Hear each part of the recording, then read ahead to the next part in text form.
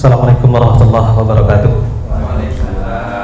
Selamat pagi dan salam sejahtera untuk kita semua.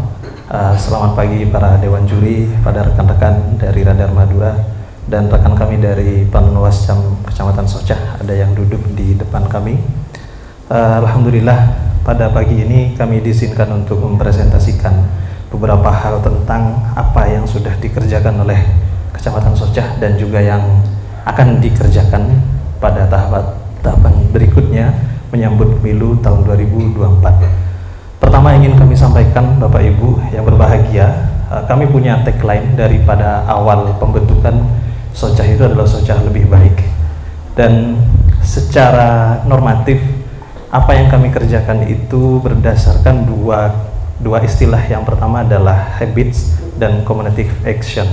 Habitsnya James Clear dan communicative actionnya Jürgen Habermas dari Jerman.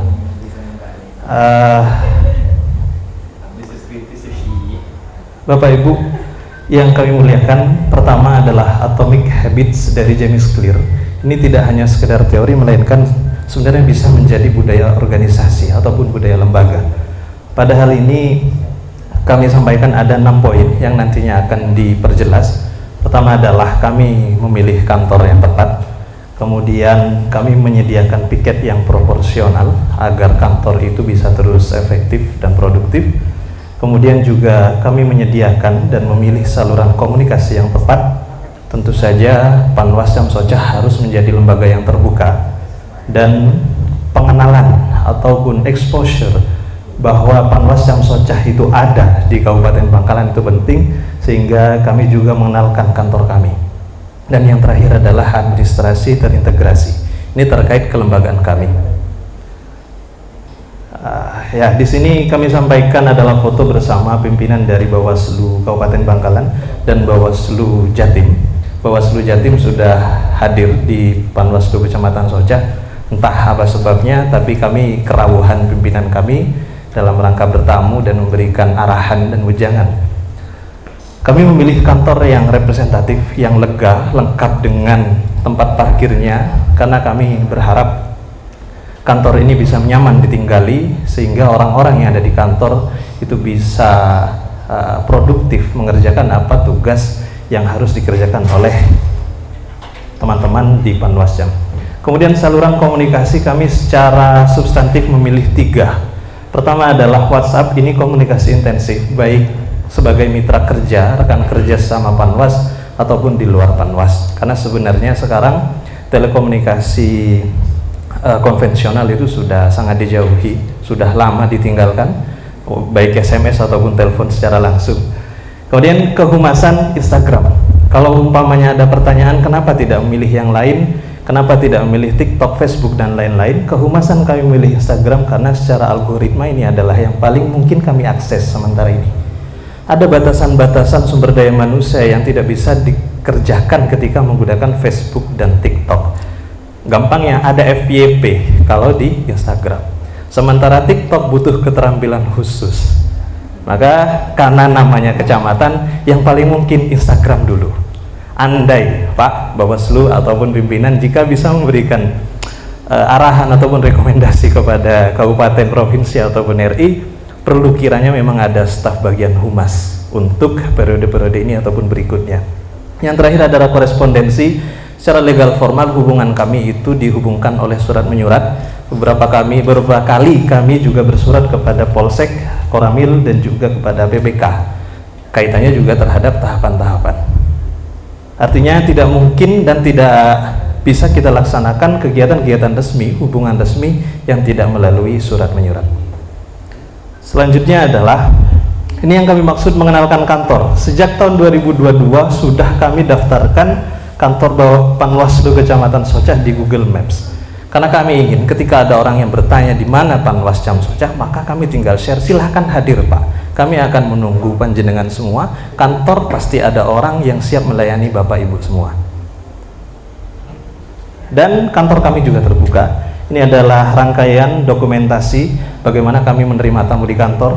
Ada dari masyarakat setempat, kemudian ada para mahasiswa, kemudian juga dari kecamatan yang berkomunikasi dengan kami, ada dari Bawaslu Provinsi, Dan kebetulan bulan kemarin itu ada Pak Kapolsek dan jajarannya juga datang ke kantor kami. Ada juga para siswa dan siswi dan juga dari Bawaslu Kabupaten. Sebagai sebuah inovasi, sebagai menjalankan sebuah lembaga di tingkat kecamatan dengan SDM terbatas itu tidak mudah. Maka untuk menjaga kantor kami bisa tetap produktif, kami membagi piket, yaitu PKD, pengawas kelurahan dan desa, kemudian ada staf non ASN dan staf ASN. Yang terakhir terkait kelembagaan adalah kami memilih administrasi terintegrasi adalah hal yang harus kita utamakan. Dan mohon maaf, ini kami menggunakan OneDrive yang gratisan, karena sebenarnya ini adalah yang mahal jika harus kita anggarkan. Kurang lebih yang eksklusif itu 1 tahun 1,5 juta, sehingga kami cuma bisa akses yang 5 GB dan itu hanya bisa digunakan untuk 5 PC in 1. Sehingga pada laptop ya kami yang kami bawa saat ini, apa yang dikerjakan oleh kolega-kolega kami di kantor itu bisa kami kontrol dan bisa kita ketahui. Bahkan jika memungkinkan ada data yang memang harus kami ketahui, bisa diupload di PC yang ada di kantor, sudah langsung terintegrasi dengan laptop yang sedang kami pegang. Baik, berlanjut kepada strategi preventif. Kami memahami Madura identik dengan patron klien, di mana opinion leader, kemudian opinion maker itu adalah bagian tak terpisahkan dari budaya Madura, sehingga komunikasi menjadi lebih efektif jika melalui para orang-orang yang berpengaruh, baik itu para kiai, para blater, para tokoh-tokoh masyarakat, Pak Kelebun, Pak Carik, dan lain-lain. Berikut perjalanan kami sudah keliling ke Forkopimcam dan 11 desa di Kecamatan Soca. Kami datang ke Kades Soca, Bulu, kemudian ke Cunganyar, Deiring, Petaunan, dan Pernaju. Kemudian juga kami datang ke Petaunan, Kelean, Bilaporah, Jedih, Parseh, dan Sanggeragung. Sudah kami jalani semua dalam rangka berkoordinasi, menyampaikan gagasan-gagasan, masukan-masukan, sekaligus meminta izin untuk melakukan pengawasan di tempat Bapak Ibu Kepala Desa. Itu adalah strategi preventif yang paling mungkin kami kerjakan selain hal-hal kecil yang kami kerjakan sehari-hari. Selanjutnya adalah terkait dengan pengawasan partisipatif. Per hari ini, apa yang kami lakukan adalah sesuai dengan yang diinstruksikan di Perbawaslu nomor 2 tahun 2022, bahwa semua elemen masyarakat dibantu, dikawal, dan diarahkan oleh Panwas, Cam, Bawaslu Kabupaten sampai ke Bawaslu RI untuk terus melakukan pengawasan-pengawasan di tiap tahapan menuju pemilu 2024. Baik. Dan target advokasi beserta dokumentasi yang kami sampaikan, yang pertama adalah Karang Taruna, pernah kami minta untuk hadir di kantor. Kemudian juga Remas, bisa dilihat di layar, itu ada staf kami yang sedang memaparkan apa yang perlu dibantu oleh para remaja masjid.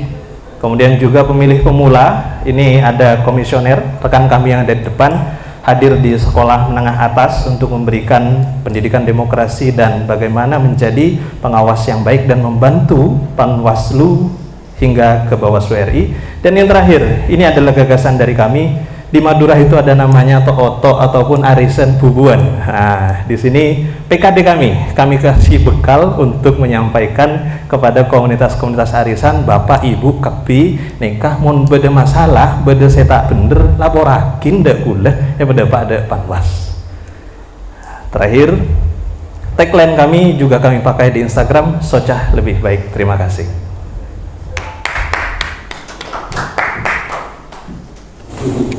Apa yang membedakan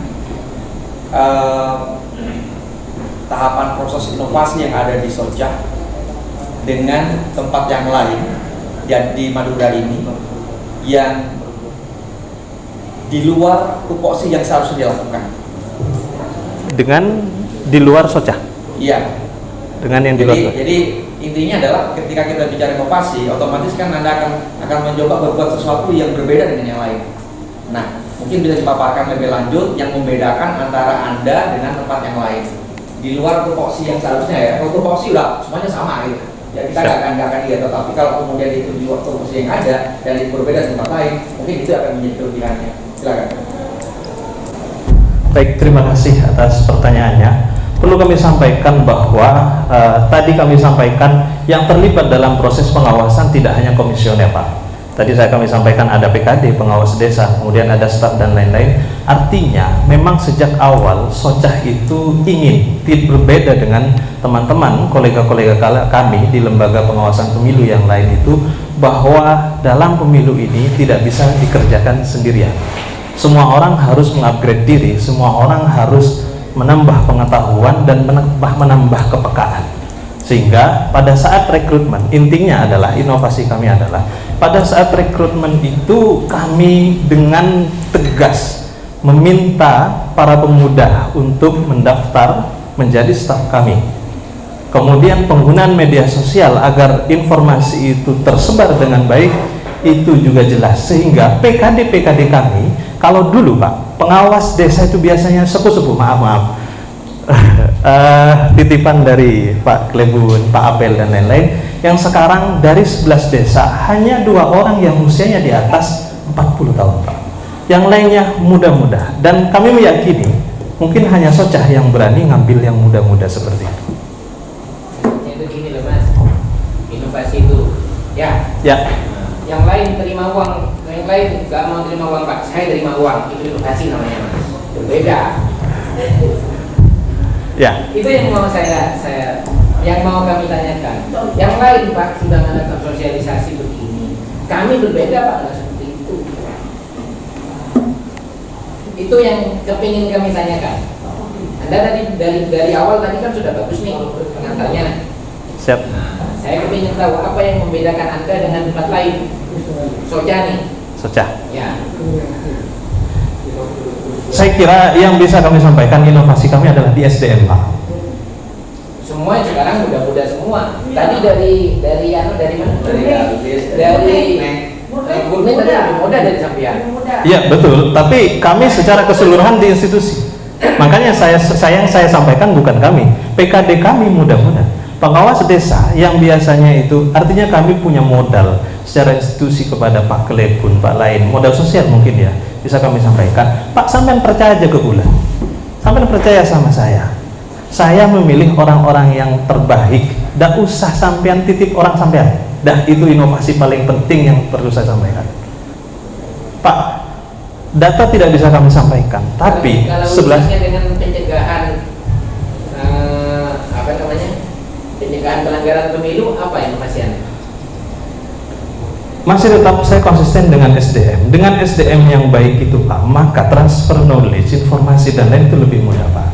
Jadi pencegahan itu bisa lebih mudah. Mohon maaf Pak, tanggung jawab di Panwas itu juga pengisi laporan ini dan lain-lain. Kalau itu kami memilih dengan yang mudah-mudah, sehingga perjalanan kami dalam bekerja itu lebih mudah. Artinya kami tidak sibuk dengan hal-hal administrasi. Jadi kami turun ke lapangan, anak-anak muda juga terlibat langsung dalam kegiatan pengawasan dan pencegahan ini. Gitu Pak. Jadi inovasi kami adalah di SDM. Tidak hanya pada Panwas, melainkan semua yang ada di Panwas Cam Socah itu memang kami genjot untuk mendapatkan tenaga yang untuk menggerakkan partisipasi masyarakat. Sudah kami sampaikan tadi, yang terlibat tidak hanya kami, semuanya. Kalau mungkin di beberapa tempat itu hanya semuanya sama, semuanya kan begitu pasti. Kami tidak meyakini demikian, karena yang kami lakukan itu sebenarnya yang dilakukan oleh teman-teman staf itu adalah sebuah hal yang di luar tupoksi mereka.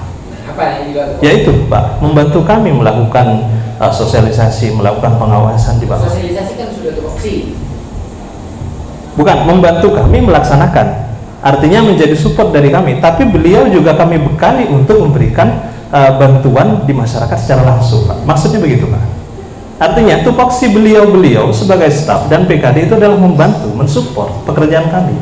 Tapi kami berikan tugas tambahan yang diemban dengan sukarela oleh mereka, dengan turun langsung dengan batas kemampuan yang mereka tak berikan oleh kami. Sudah kami sampaikan tadi di sana. Ada staf non ASN, kemudian juga ada PKD-PKD hadir di sana. Gitu Pak. Kalau terkait kegiatan, saya kira sudah jelas tadi di komunitas arisan bukuan. Itu tentu saja tidak semua orang berani, karena tidak semua orang abu-abu Pak. Tidak mungkin orang yang tidak ikut arisan masuk ke dalam sana. Nah, kami, PKD-PKD kami cari yang umpamanya memang punya komunitas-komunitas tersebut untuk masuk ke dalam kelompok kecil itu Pak. Nomor 1, jawabnya iya atau tidak saja. Anda mau terima uang? Uang dari mana Pak?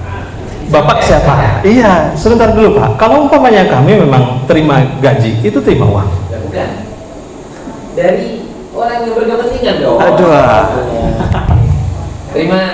Mau terima?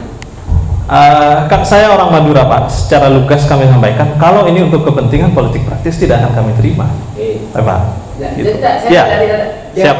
Ya, tidak.